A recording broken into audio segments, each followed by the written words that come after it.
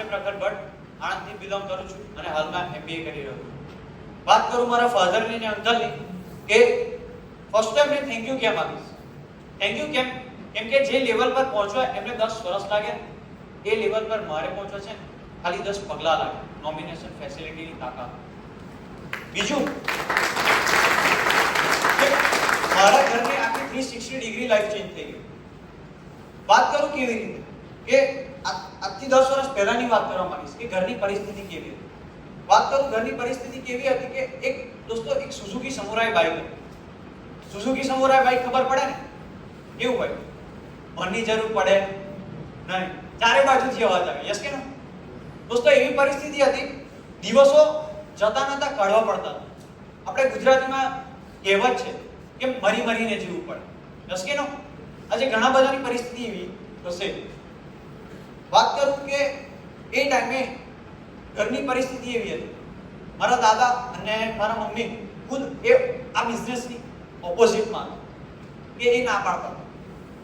પણ અત્યારે હાલની પરિસ્થિતિની વાત કરો ને દોસ્તો કે અત્યારે કયો તહેવાર કરો? દિવાળી. યસ કે નો? પણ એમના ટાઈમે શું કહ્યું મેં તમને? એક સુઝુકી સમુરાઈ બાઇક, રાઈટ? પણ આજે 10 વર્ષ પછી મને કેટલું મળ્યું એની હું વાત કરીશ. દોસ્તો 7 ગાડીઓ ફેરવવાનો મોકો મળ્યો ડ્યુ ટુ માય લાઈફ. આપણે મિડલ ક્લાસ ફેમિલીને પ્લેનમાં બેસવાનું સપનું હોય. યસ કે નો? ઘણા બધાને સપનું હશે કે આજે પ્લેનમાં બેસીશું. દોસ્તો એ મારું સપનું પૂરું થયું ડ્યુ ટુ માય લાઈફ. બીજું કે એમના ટાઈમે મેં તમને કહું ને કે એક સુઝુકી સમુરાઈ બાઇક, પણ દોસ્તો આ દિવાળી ગઈ ને એમાં મેં 25 લાખની ટાટા સફારી ફેરવાનો મોકો મળ્યો ને એ એક જ પ્લેટફોર્મ છે, માય લાઈફ. વાત કરીશ કે કદાચ એ દિવસે મારા ફાધરે આ પ્લેટફોર્મ પર કરવાની ના પાડી દીધી હોત, એમને જે વ્યક્તિ લઈને આવ્યો હોત એમને ના પાડી દીધી હોત, કદાચ મારા દાદાનું અને મમ્મીનું વિચારીને એમણે આ બિઝનેસ ના કર્યો હોત તો ઘરની પરિસ્થિતિ શું હોત? આજે મારી લાઈફમાં કોઈ કોમ્પ્રોમાઇઝ સેક્રિફાઈસ છે કેમ? કેમ કે આપણે નોમિનેશન ફેસિલિટી તાકાત જોઈએ. યસ કે એના લીધે આજે મારી લાઈફમાં મારા ફાધરે જે કોમ્પ્રોમાઇઝ સેક્રિફાઈસ જોયા તો મેં જોયા નથી. બીજી વાત કરીશ કે મેં તમને કહ્યું કે એક સુઝુકી સમુરાઈ બાઇક, પણ આજે દોસ્તો આખું ફેમિલી ખુશ. હવે હું તમને એની વાત કરીશ કે હું આ બિઝનેસમાં કેમ આવ્યો.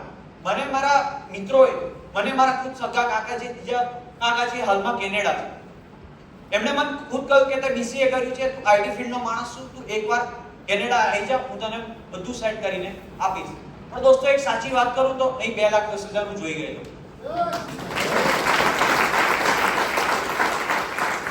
તમને નાની વાત શેર કરવા માંગીશ કે એક ભક્ત હતો. એક ભક્ત હતો, એ પાણીમાં છે ડૂબતો હતો. ભક્ત હતો, એ પાણીમાં ડૂબતો હતો. ત્યારે એક નાવિક આવ્યો, નાવડી લઈને એક નાવિક આવ્યો અને નાવિકે એ ભક્તને શું કહ્યું ખબર છે કે તું બેસી જા, હું તને બચાવી લઈશ, કિનારાની પાર પહોંચાડી દઈશ. તો એણે શું કહ્યું ખબર છે કે મને ભગવાન ખુદા ઈસુ બચાવવા આવશે ને તો જ હું બચીશ, બાકી મરવાનું પસંદ કરીશ. બીજો નાવિક આવ્યો, એને એ જ જવાબ આપ્યો. ત્રીજો આવ્યો, એને પણ એ જ જવાબ આપ્યો. એ જ્યારે ભગવાનની ઘેર ગયો, ખુદાની ઘેર ગયો, ત્યારે ભગવાન અને ખુદાને કમ્પ્લેન કરે કે તમે મને બચાવવા કેમ ના આવ્યા? શું કરે છે? તમે મને બચાવવા કેમ ના આવ્યા? ત્યારે ભગવાન ખુદા ઈસુએ જવાબ આપ્યો કે એ જે નાવિક આવ્યો ને એમાં હું જતો, તું બેઠો. આજે દોસ્તો તમને એ જ ઓપોર્ચ્યુનિટી મળી.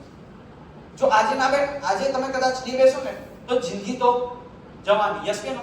મારા ફાધર એ નાવમાં બેસી ગયા તો મારી આખી જિંદગી, મારી આખી નેક્સ્ટ જનરેશનની આખી લાઈફ સેટ થઈ ગઈ. દોસ્તો તો આ એક 20-30 રૂપિયા જેવી નાની ઇન્કમને લાઇટલી ના લેતા. કદાચ એ દિવસે મારા ફાધરે લાઇટલી લીધો તો મને આટલું મળ્યું હોત નહીં. દોસ્તો આને એક ઓપોર્ચ્યુનિટી તરીકે લેજો. તમે નહીં, તમારી નેક્સ્ટ જનરેશન પણ સેટ થઈ જશે એવી ઓપોર્ચ્યુનિટી. તો હું તમને લાસ્ટમાં એટલું જ કહીશ કે પોઝિટિવ ડિસિઝન લેજો. એક પોઝિટિવ ડિસિઝન લઈ લીધું તો આવનારા 5 વર્ષો તમારા કેવા હશે ને એ તમે અહીં જોઈ શકો છો. એક પોઝિટિવ ડિસિઝન લેજો. સાથે મળીને આગળ વધીશું. જય હિન્દ, જય લાઈફ.